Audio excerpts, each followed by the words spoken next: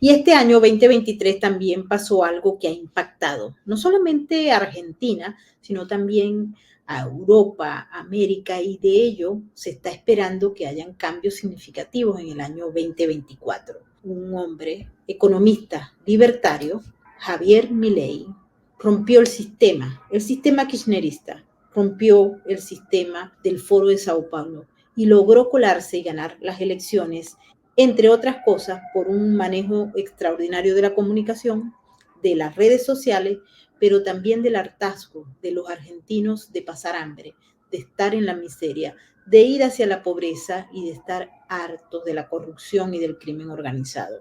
Lo logró. No sabemos si se va a mantener allí porque son muchas las amenazas y los retos que le esperan a Javier Milei como presidente de Argentina, pero ya hemos visto en estas primeras semanas cómo Javier Milei ha revolucionado todo y mucha gente en Japón, en China, en Rusia, en Inglaterra y en cualquier otro país está hablando de Javier Milei. Un Javier Milei que, como les digo, ha retado y logró infiltrarse, meterse en el sistema y darle un golpetazo a los Kirchner para sacarlo del poder y por supuesto romper los planes del señor Sergio Massa, que dicho sea de paso, de una manera extraña, como muchos otros países ha ocurrido, pues ganó en esa primera vuelta, pero luego se enfrentó a la realidad y es que Javier Milei fue el favorito de los argentinos para cambiar la estructura económica porque él ha entregado un mensaje directo al argentino común y corriente que tiene un hartazgo, repetimos, del sistema fracasado del socialismo del siglo XXI.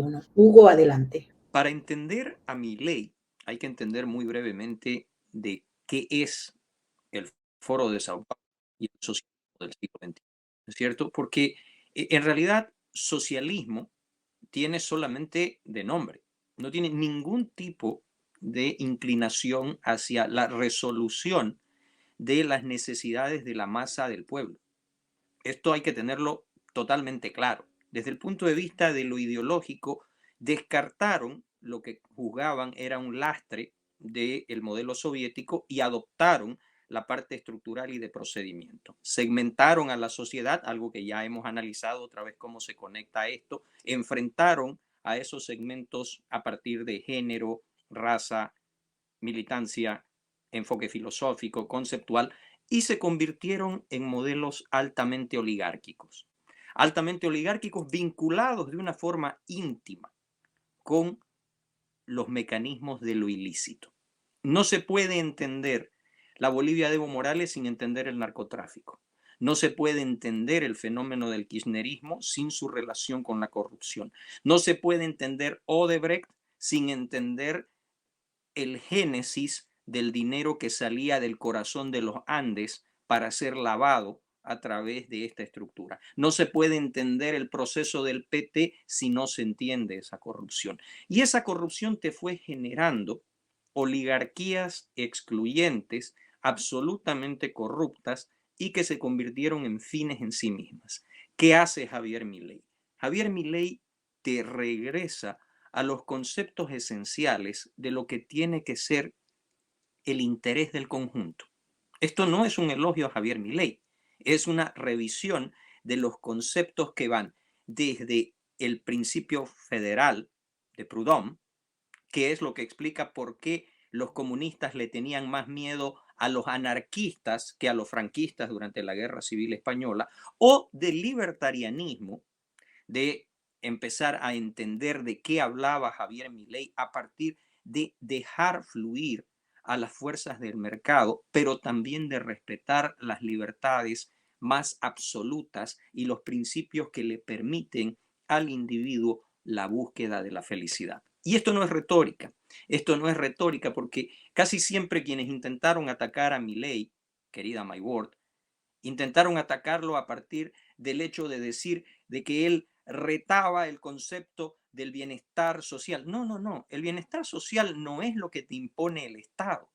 De hecho, el Estado no es la representación del ciudadano. El Estado recibe como una organización una parte de nuestra soberanía para administrar la vida en sociedad. Pero nosotros nos dotamos de constituciones para impedirle al Estado la vulneración de nuestras libertades. Y ese concepto fue de verdad lo que le permitió a Milei llegarle a todo el entramado social argentino.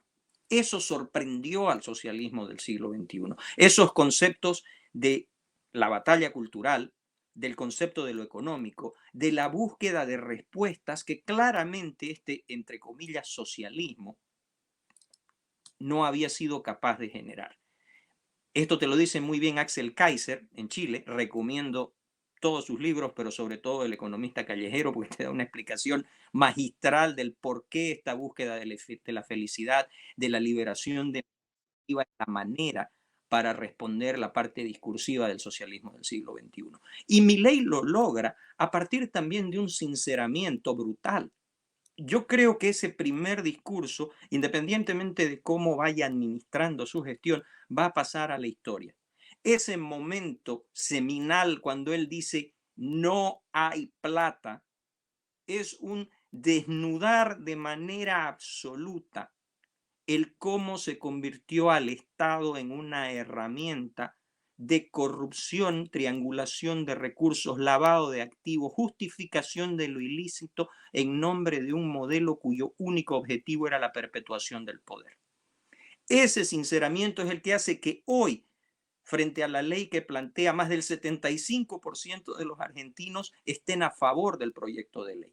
Y que el propio Congreso, inclusive algunas fuerzas que en teoría están hoy día en la esquina de Milei, lo observen con preocupación. Porque si Milei tiene éxito, y lo coloco en condicional porque ninguno de los que estamos en este programa tenemos la posibilidad de la clarividencia, toda gestión humana es por esencia falible, pero si Milei tiene éxito, sería catastrófico para el modelo.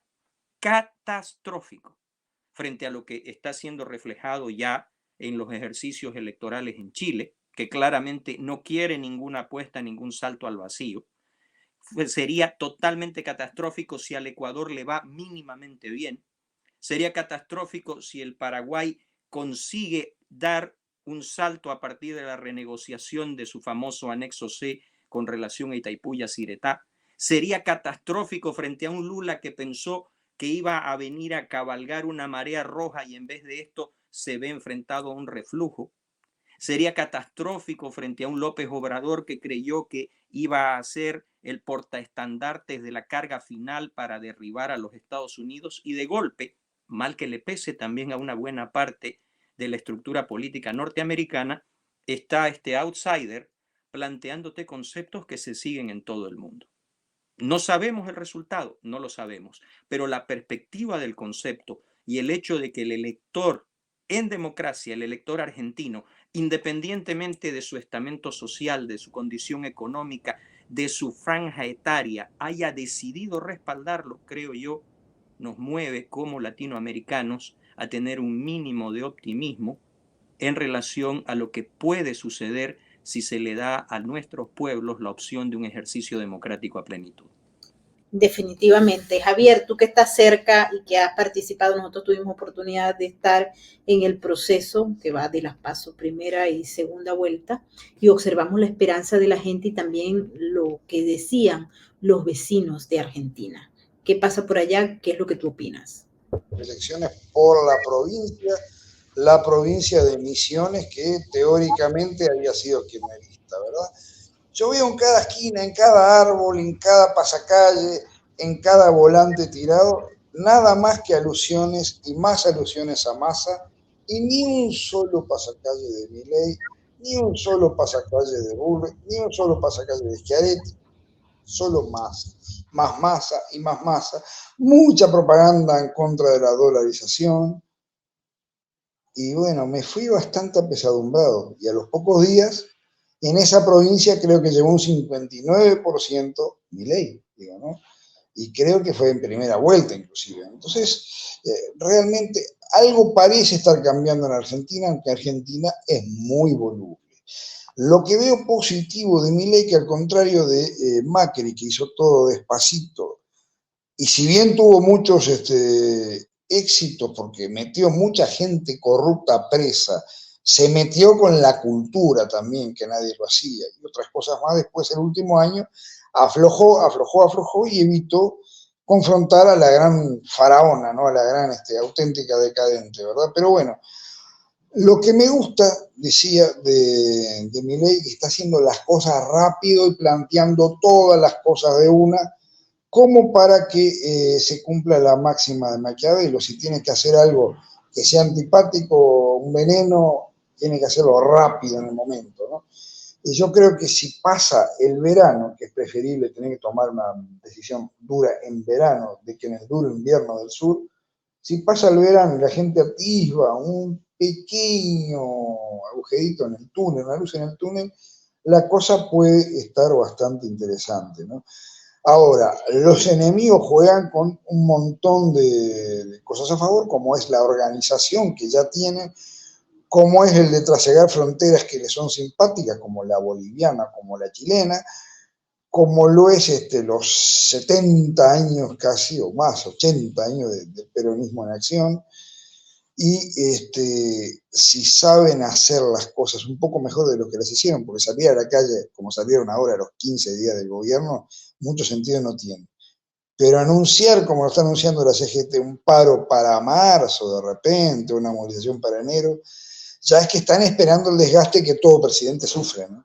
Entonces, a Milei no le cabe otra que apurar el paso, que apurar el tranco y que poder imponer todo tipo de normas que le puedan servir a su programa político y a su realización como gobernante ya mismo, no esperar. Ahora, claro, algunas de estas normas, como el decreto único, algunas de estas normas son pasibles de ser analizadas en las cámaras.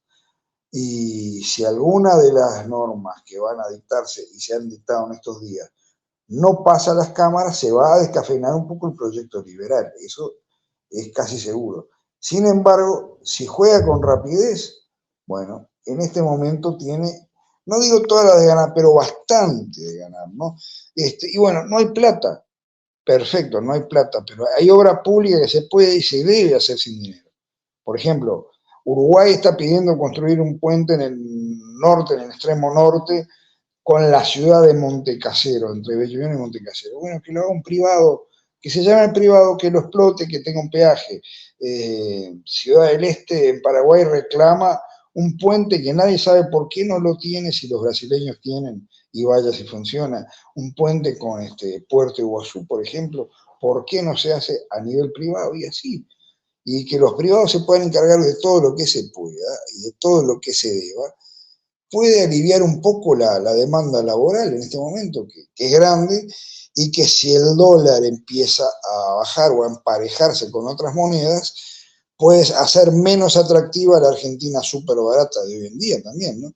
Entonces, generalmente, para matar la inflación, una de las vías, y los uruguayos la sufrimos bastante porque ya se exagera con ella por estos lados, es contener la moneda fuerte, ¿no? Bueno, esto va a pasar en Argentina. Entonces, la mano de obra hay que asegurarla por otro lado, y qué bueno que los mercados internacionales y que los inversores particulares, como el caso de Musk, por ejemplo, vean que Argentina empieza a ser un país serio y pueda concitar inversión, y las provincias que tengan mejor ecuación económica puedan ser la punta de lanza de eso, ¿no? Porque realmente hay provincias a las cuales le va mucho mejor, así como el talón de Aquiles es la provincia de Buenos Aires, donde manda lo que es más duro y más arduo del kirchnerismo, ¿no? Y bueno, tratar de ir comiendo por los bordes donde se pueda y tratar de estar alerta para que todo lo que se pueda hacer rápido se haga rápido, teniendo en cuenta que los países vecinos, o sea, Brasil, Chile y Bolivia, van a estar mirando de reojo todo esto. Incluso se dio una cosa muy cómica, porque a pesar de toda la bronca que se tienen con Lula y Milei, Lula le pide a Mujica que interceda para no perder el mercado argentino, y no había tenido en cuenta que en ese mismo momento que le pide a Mujica hacer una gestión para no congelar el mercado argentino, Mujica dijo, como es su boquita floja habitual, toda la serie de rosario de disparate que podía haber dicho sobre Milei. Hijo de tal por cual, te voy a hacer esto, lo otro, así que como embajador creo que no le va a servir Mujica en estos momentos a Lula. Pero por otra parte, digo, Milei ha sabido conservar a algunos de los hombres del anterior gobierno más moderado. Por ejemplo, el caso más emblemático es haber conservado justamente como embajador en Brasil por las buenas relaciones que ha conseguido en cualquiera de los dos periodos, tanto con Bolsonaro como con Lula, a Daniel Scioli, al ex gobernador de Buenos Aires, al ex candidato, que justamente puede ser uno de los pocos puentes que tenga en Brasil en estos momentos para no perder contactos, ¿no? Scioli, que fue aparte una de las predicciones que hicimos nosotros por julio, que Scioli se quedaba de embajador, gobernara quien gobernara, y sí, se quedó de embajador en Brasil. Después, seguramente se van a suavizar las aristas con China, porque incluso el gobierno chino, Xi Jinping, mandó un mensaje muy conciliador cuando Milei asume, ¿verdad? Claro que no se van a profundizar los acuerdos estatales ni nada por el estilo, pero tampoco se va a aislar del mundo que no le es simpático, sino que simplemente va a marcar su tendencia a favorecer a aquellos países que cuenten con esa raigambre liberal de principios y con esa con esa guiñada liberal, con esa guiñada, digamos, a Occidente, y no con aquellos países que sean más complicados en estos momentos, justamente. Ahora, con China la va a tener brava, porque tiene una base espacial, tiene la flota pesquera de China en medio del Atlántico Sur, tiene las ambiciones chinas en la hidrovía de Paraná. Digo, va a ser muy difícil lidiar con China, ¿no? De repente por ahí, como Paraguay lo sugería, y como Bolsonaro anteriormente lo sugería, en lugar de un aliado como China, conviene empezar a mirar a la India como aliado, y en ese sentido ningún país del Mercosur, del Cono Sur, tendría restricciones con respecto a la India, sería hasta bueno de analizar, pero China no se va a dar por vencido. A raíz de esta victoria, China ya ha empezado de nuevo lo que había dejado de lado, que era el Tratado de Libre Comercio con Uruguay. Digamos que hay una diplomacia que no es justamente ociosa por el lado chino. Pero la interna argentina es lo que me preocupa, y las calles argentinas en los próximos meses es lo más preocupante, porque donde se salga algo del libreto, por pequeño que sea, y bueno, el otro día, por ejemplo, en la manifestación que hubo, creo que fue en las últimas horas en Buenos Aires, creo que fueron más policías que manifestantes y se dieron algunos hechos bastante antipáticos, ¿no? Realmente eso va a ser estudiado justamente por aquellos grupos disolventes para seguir provocando a la policía hasta que alguien de repente no se haga de moderación y pueda pasar algo. O sea, hay que estar súper atento, porque aparte el emocionalismo en Argentina gana la calle por nada, y hay mucha gente que quiere que a Milei, a la Argentina de centro derecha, le vaya mal. Hay mucha gente que quiere que eso pase inmediatamente. Están apostando. ¿Cómo? Están apostando a que a Milei le vaya a evitar que ese modelo se expanda y pueda lograrse en algún otro lugar. Vamos a escuchar ahora a Eric, que tiene también una opinión sobre el tema de Milei y qué es lo que significa para América Latina e inclusive para muchos otros países fuera de la región. Adelante, Eric. Bueno, voy a limitarme al análisis de la comunicación política, que me parece que es lo que puedo apostillar a lo que ya se ha hablado hoy día sobre Milei. Me parece virtuoso lo que ha hecho en términos de discursividad, que es trasuntar un modelo clásico. Mario Riorda habla hasta el cansancio de aquello, de lo que puedes usar y de lo que no puedes usar, ya sea en lo que es la comunicación de campaña y después del parteaguas en la comunicación de gobierno. Siempre se nos ha dicho que la comunicación de riesgo no es parte del arsenal de la comunicación de gobierno, que el miedo es un factor con el que se trabaja la comunicación de campaña y que la comunicación de gobierno es sobre estabilidad, certeza. Milei ha roto ese paradigma, él lo ha hecho añicos y creo que lo ha hecho con mucha inteligencia y basado no en intuición, sino en una mejor lectura del cuarto, en una mejor comprensión de la escena política. Y no es que haya descubierto nada Javier Milei. Ya recuerdo bastante bien que un presidente norteamericano en 2016 empezó a gobernar sacando los intermediarios clásicos del modelo de Estado a un lado y estableciendo su propia conversación con el elector.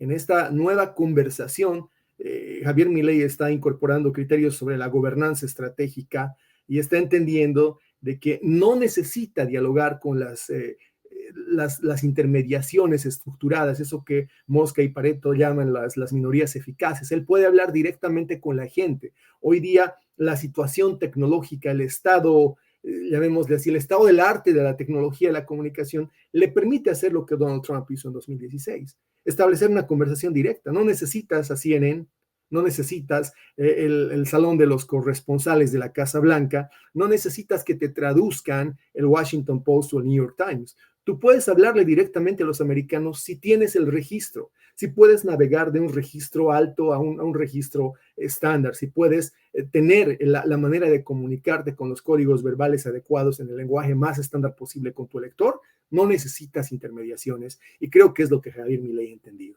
He visto que ha hecho cosas muy interesantes en el proceso de la campaña, por ejemplo, la educación pública, esas clases magistrales en mitad de calles o avenidas de Buenos Aires, porque también es importante decir esto, lo que él tiene que hacer ahora es construir las bases doctrinales de una nueva filosofía política de los argentinos de cara a contender en el largo término con esto que les ha costado 70 años a los kirchneristas, antes a los peronistas, a los justicialistas a lo largo de todo el proceso, construir. Hay una lógica, hay un factor de reconocimiento, hay una identidad construida en la que la raigambre es fuertemente marxista. El populismo marxista está muy en los nervios de la constitución de la identidad política del argentino. Y te lo digo yo, que mi tío abuelo Adolfo Perelman salió huyendo de la Argentina, no solo por judíos, sino porque se atrevió a contestar en su momento lo que el peronismo establecía como marco de la lógica política en la izquierda argentina. Estamos hablando de un proceso de 70 años que Javier Milei creo que ha entendido mucho antes de sentarse en la silla que hay que deconstruir y que implica una readoctrinación de los argentinos, y para eso tienes que tener un nuevo horizonte político y un nuevo modelo de Estado que ofrecerles. Ahora ese modelo de Estado implica lo que él ha hecho, quebrar ese absurdo de que no puedes hacer comunicación de riesgo o comunicación de crisis cuando estás en gobierno y hacer de tu comunicación de gobierno una comunicación de crisis. Es decir, lo que nos hizo Evo Morales en Bolivia, declarar la campaña permanente y hacerle entender al ciudadano de que no se ha ganado nada con ganar la elección y que la verdadera victoria viene con la deconstrucción del modelo anterior, que es vicioso y que es la razón de fondo de la crisis, no solo en la Argentina, en toda Latinoamérica, probablemente también ahora acá en los Estados Unidos, en varios estados. Lo interesante, sin embargo, es ver cómo en esta misma lógica de apropiación inmediata, en esta misma lógica de campaña permanente, en esta lógica de inversión de los patrones de lo que puedes o no hacer en comunicación de gobierno, lo primero que ha hecho es lo que en Latinoamérica llamamos madrugar al contrario. Ha sido una reacción expedita, ha sido tomar una decisión de avanzar 10 pasos, ni bien tenía la banda presidencial encima, y decretar estas 10 medidas que para mí son medidas de transformación estructural. Los tomó de sorpresa, no tuvieron cómo reagruparse a tiempo y reaccionar. Creo que lo más acertado que ha hecho la izquierda argentina es intentar ahora demandar de inconstitucionalidad la ley Omnibus o las reformas estructurales, la ley de UI que plantea Milei. En el fondo, las 10 medidas a mí me parece que atacan lo sustancial para deconstruir el artillaje de base del modelo kirchnerista. Uno, hay que dejar sin las concesiones que durante la escapada del gobierno les dejaron a empleados públicos, te han dejado supernumerarios, convirtieron en empleados a tiempo completo o en empleados permanentes del Estado a cientos de miles que no debían haber estado. Anular los contratos con la empresa privada pro-kirchnerista, que era obviamente el generar una suerte de retorno de dádivas para mantener funcionando el aparato de la calle, y finalmente el cortar esos subsidios que tenían y que son absolutamente injustificables, el lumpen artillado de la izquierda argentina. Es el lumpen que han cultivado no en los últimos 20 años, sino hace 50 años. Es esa cultura de decirle al argentino de las barriadas que sí se agremia, que sí se sindicaliza y que si está listo a movilizarse, cuando la izquierda arriba en Buenos Aires dice, va a tener el subsidio, va a tener a título de lo que sea. disfrazado de cualquier concepto rimbombante, de doble maternidad, de beca para estudio, de lo que sea, dinero para no trabajar, dinero para no producir, pero para hacer una soldadesca, una suerte de mercenarios sindicales listos para desestabilizar cualquier gobierno. Entonces, las medidas de Milei han sido precisas, necesarias, impostergables y además, en eso concuerdo completamente con mi colega Javier, imposibles más tarde que ahora. Si no se tomaban ahora, no se iban a tomar después, y en eso me parece que la única posibilidad de Milei era avanzar. Ahora, en lo de la sostenibilidad económica, yo creo que él entiende bastante bien que su única perspectiva es abrir nuevos mercados y tener nuevos aliados. La dependencia de China es bastante difícil de obviar en términos de la economía argentina, porque luego ya del exitismo y luego de que esas tus primeras medidas radicales van a estar amparadas por la popularidad de tu reciente elección, vas a tener que enfrentar la expectativa de resultados de la gente. Un bloqueo económico de China hoy día es tan significativo como lo hubiera sido un bloqueo económico del sistema monetario internacional en los 80s. Hay que reconocer que en el mundo de la economía, en la guerra comercial entre Occidente y la China está ganando. Y su capacidad de imponer cosas, sus BRIC, su sistema monetario paralelo, que hoy día se ha convertido prácticamente en el sistema monetario por default de todos los países articulados a la izquierda, es un sistema que puede asfixiar. La primera medida que me parece que ha tomado y que es además coherente con su posición de soberanía informativa, con su posición de un diálogo directo y sin intermediarios con la población argentina, es la alianza con Elon Musk. Hay una alianza no dicha, no formal, no declarada, pero claramente visible entre Javier Milei e Elon Musk, y es una alianza que no está basada solamente en la filantropía de Musk y el afán de ofrecerle a un presidente latinoamericano contestatario, libertario, su red de satélites. Tiene que ver con un factor estratégico clave, quizá el único con el que puede marcar una diferencia de sostenibilidad política Javier Milei, que se llama litio. A diferencia de Bolivia, la Argentina tiene reservas certificadas de litio. En Bolivia son reservas estimadas, nunca sabemos en realidad cuánto, porque no ha habido un proceso de prospección y de certificación de nuestras reservas, así que se presume por la foto satélite que tenemos la más grande del planeta. La Argentina tiene reservas certificadas y ya han habido avances, ya han habido acercamientos, entiendo, reuniones en el propósito de proveer a uno de los más grandes industriales de lo que es las energías alternativas, de los carros eléctricos y de otras tecnologías que dependen del litio, que es Elon Musk, la posibilidad de acceder a esas reservas. Eso puede brindarle un oxígeno y cierta capacidad de soberanía económica a Javier Milei para poder sobrevivir lo que va a ser un asedio permanente de la economía de las BRICS, de la economía china y por supuesto de los cipayos, de los gobiernos cipayos del modelo socialista o comunista chino en la región. Vamos a ver hasta dónde tiene la posibilidad un Brasil que tiene sus propios dilemas de ocuparse de asediar a la Argentina. Vamos a ver hasta dónde también Colombia, que es más, como decimos en Bolivia, es más lengua que músculo de contender con Javier Milei. Lo cierto es que Javier Milei parece tener un plan, y un plan que viene de atrás. Se lo ha visto en la campaña realizar acciones de campaña que son completamente inéditas, no venían en ninguno de los manuales de la George Washington University, por cierto, y parece tener también una comunicación de gobierno y un plan de acción económico que no van a esperar a que los pasos que usualmente se dan dentro de esto, que se conoce como el concierto de lo estándar, sucedan. Él va a marcar un ritmo propio de gobierno. Hasta ahora ha sido interesante, me parece importante mantener la idea de que no se ha terminado nada con la elección del pasado mes. En eso creo que la diferencia entre Macri y Milei es absoluta. Recuerdo a Macri diciendo, ya lo peor pasó, ahora vienen los años de bonanza. Falso. Eso es lo que crea las expectativas en la población de que de repente es con el cambio de gobiernos que los cambios estructurales ocurren. No, Milei les ha dicho que esto recién comienza y creo que ha creado el estado mental adecuado en los argentinos para resistir y aguantar, como seguramente resistieron los ejércitos de Napoleón, las siempre mayores derrotas que victorias, pero las victorias siempre más simbólicas que las derrotas militares. El manejo de la comunicación es clave en este proceso, porque en Venezuela ocurrió lo mismo con Carlos Andrés Pérez y no se manejó bien la comunicación, por supuesto que era otra época, otros años, pero hoy Milei maneja con maestría las redes sociales y la comunicación. Vamos a ver cómo le va.